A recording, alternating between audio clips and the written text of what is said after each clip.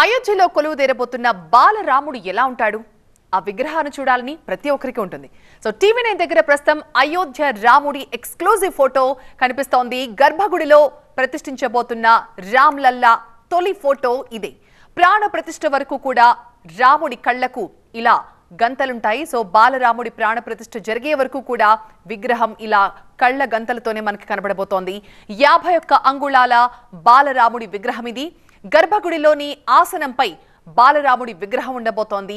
5 ఏళ్ల వయసున్న రామ్లల్లా నిల్చున్న రూపంలో ఈ విగ్రహం మనకు దర్శనమిస్తోంది.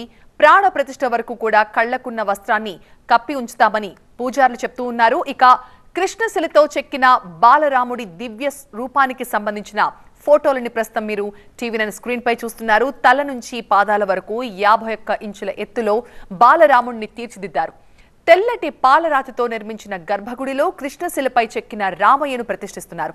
మైసూరు శిల్పి అరుణ్ యోగిరాజ్ ఈ విగ్రహాన్ని రూపొందించారు. అభిషిత్ లగ్నంలో 22వ తేదీ మధ్యాహ్నం 12 గంటల 20 నిమిషాల నుంచి 1 గంట మధ్య ప్రాణ ప్రతిష్ఠ కార్యక్రమం జరగబోతోంది.